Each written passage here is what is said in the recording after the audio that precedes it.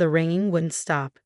3 weeks after the accident at our annual family reunion, the high-pitched whine in my left ear persisted like an endless alarm. I sat in my bedroom, hands pressed against my ears, trying to make sense of what happened that night. "Marcus, honey, please eat something," Mom called through my door, her voice muffled and distant. Even through my right ear, sounds were becoming harder to distinguish. "Dr. Stevens said it's just temporary trauma. It'll heal." Dr. Stevens, the family's general practitioner who barely looked in my ears before dismissing my concerns. The same doctor who'd been friends with my parents for 20 years. I was 24, had just finished my music production degree, and landed my dream job at a recording studio in Los Angeles. Now, everything I'd worked for was slipping away, dissolving into a soup of distorted sounds and painful feedback. The accident replayed in my mind, my cousin Jake, drunk and angry about my recent success, approaching me with the Roman candle. "Hey cuz, check out this cool trick." The malice in his eyes. The way he aimed it not up at the sky, but directly at my head. The searing pain as the firework exploded inches from my left ear. My phone buzzed. A text from Uncle Robert, Jake's father. "Family meeting tonight. We need to discuss your accusations against Jake. Don't make this bigger than it needs to be." Accusations. That's what they called my truth. Jake was the golden child, headed for law school, captain of his college debate team. I was just the artsy cousin who got lucky with a hobby job. The doorbell rang, and I heard multiple voices downstairs. My right ear picked up fragments of heated conversation. "He's exaggerating. Jake would never." Think about the family's reputation. Just a stupid accident. I pulled out my phone and watched the video again, the one my friend Tommy had taken while recording the fireworks display. The perfect evidence of Jake's deliberate action, his calculated angle, the way he waited until no one else was looking. Tommy had sent it to me before my parents convinced him to delete it, claiming it was for insurance purposes. A knock at my door. "Marcus." It was Aunt Sarah, Jake's mother. "Sweetie, we all know it was just boys being boys. Jake feels terrible. Can't we move past this?" I didn't respond. Instead, I opened my laptop and clicked on the email I'd received that morning. "Dear Mr. Davidson, your appointment with Dr. Patricia Wong, senior audiologist at Metropolitan Hearing Center, is confirmed for tomorrow at 9 a.m. Please bring any relevant medical records and documentation of the incident." My hands shook as I forwarded Tommy's video to my cloud drive. Below stairs, I could hear Jake's voice now, probably practicing his rehearsed apology. The same one he used after breaking my guitar in high school, after sabotaging my college application, after every accident that somehow always targeted my music career. Mom appeared in my doorway, eyes pleading. "Marcus, the family's here. Can't we discuss this reasonably? Jake's law school admission could be affected if this gets out." I stood up, grabbing my jacket. The room spun slightly, another lovely side effect of the damage. "I have an appointment tomorrow," I said, my own voice sounding strange and distant. "With who?" Mom's tone sharpened. "Marcus, we agreed Dr. Stevens would handle this." "No, you agreed. I'm seeing a specialist." Dad appeared behind her. "Son, think about what you're doing. Jake's your cousin. Family protects family." I pushed past them, struggling to maintain my balance. The voices in the living room hushed as I descended the stairs. Jake stood there, perfect in his polo shirt and practiced concerned expression. "Hey cuz," he said, reaching out. "No hard feelings, right? These things happen." I met his eyes, seeing not remorse but calculation. The same look he'd had right before lighting that fuse. "Marcus," Uncle Robert stepped forward, "let's be reasonable. We can handle this privately. The family will cover any medical bills." My head throbbed with a constant ringing, but my voice was steady. "You know what's funny? In music production, we can tell the difference between an accident and intentional damage. Wavelengths don't lie." Aunt Sarah gasped. "Are you suggesting?" "I'm not suggesting anything," I interrupted, reaching for the door. "But tomorrow, a specialist will be analyzing exactly what happened to my ear. And unlike Dr. Stevens, she doesn't come to your holiday parties." The silence that followed was different from the muffled world I'd been living in. It was the silence of fear, of a family realizing their perfect cover-up was about to be exposed. As I walked out, Jake's confident facade cracked slightly. He knew what the video showed. He knew what a real specialist would find. And now he knew that his cousin, the one he tried to silence, was finally going to be heard. Dr. Patricia Wong's office was nothing like Dr. Stevens' cozy family practice. The walls were lined with audiological equipment, and soundproof testing rooms stood like silent sentinels. Her expression remained neutral as she reviewed Tommy's video for the third time. The angle and proximity of the firework, she said, pausing the footage, this wasn't random. The perpetrator knew exactly what he was doing. She turned to face me. Mr. Davidson, this was a deliberate attack targeting your auditory system. My phone had been buzzing continuously all morning.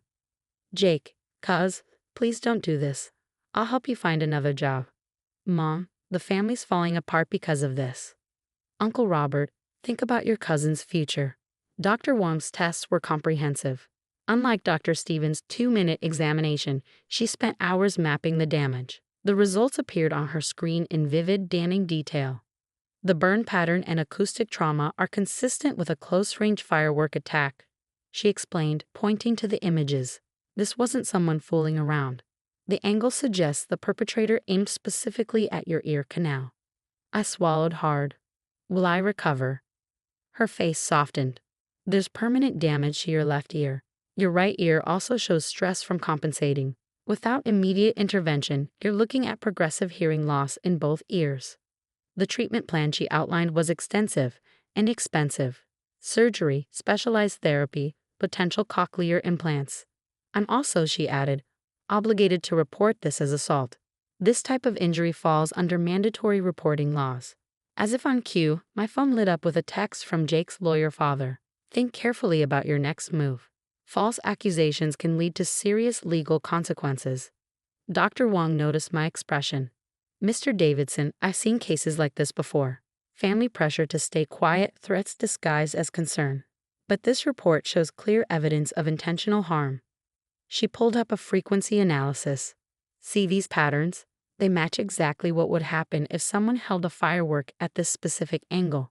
Your friend's video confirms it. This wasn't an accident. It was calculated to cause maximum damage to your auditory system. My hands shook as I signed the forms authorizing her to file the report. Outside her office, I found Aunt Sarah waiting. Marcus, pleased, he grabbed my arm. Jake made a mistake.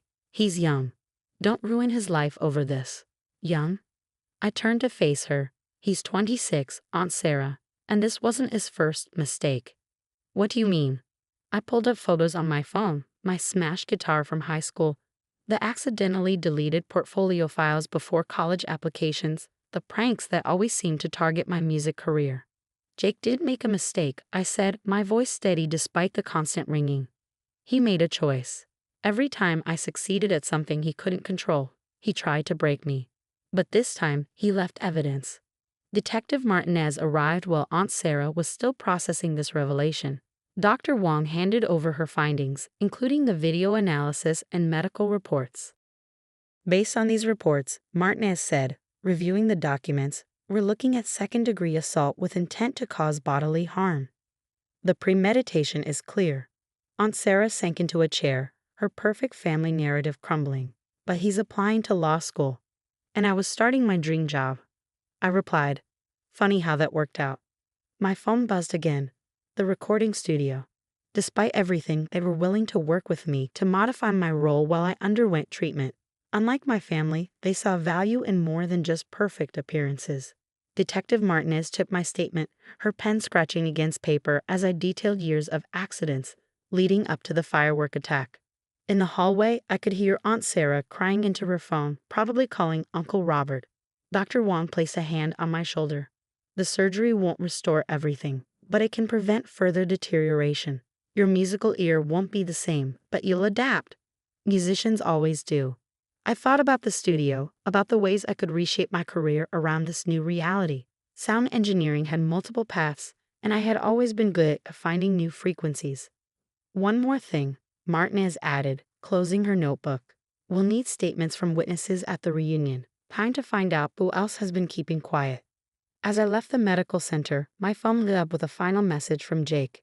I never meant for it to go this far. But the frequency analysis told a different story, and this time the truth would be heard. 6 months after the hearing tests, I stood in the control room of Riversound Studios, adjusting frequencies through my specialized hearing aids. The surgery had saved what remained of my hearing, and though my left ear would never be the same, I learned to work with my new limitations. Jake's trial was scheduled for next week. After Dr. Wan's report went public, 5 other victims came forward. Cousins and family friends who'd suffered Jake's accidents over the years but were silenced by family pressure. His law school admission was already rescinded. How's the mix coming along? My boss, David, stepped into the booth. He'd restructured my role, focusing on my strengths in digital composition and sound design. The studio even paid for specialized equipment to accommodate my hearing needs. Almost there, I replied, making final adjustments. The computer analysis helps catch what I might miss now. My phone buzzed. A message from Tommy, who'd finally agreed to testify. Just got subpoenaed. Your aunt's trying to claim the video was edited. I smiled grimly. The forensic audio specialist had already authenticated the footage. The family's usual tactics of denial and manipulation wouldn't work this time. The studio door opened and Mom stood there, looking smaller than I remembered. Marcus, please. The trial. It's destroying everything. I continued working, letting the familiar rhythm of the soundboard ground me. No, Mom. Jake's actions destroyed everything. The trial is just exposing what was already broken. He's family. Family? I turned to face her. When he targeted my hearing, the one thing I needed most for my career, where was this concern for family? David discreetly left the room as Mom sank into a chair. We always thought Jake was just being competitive. We never imagined. Yes, you did.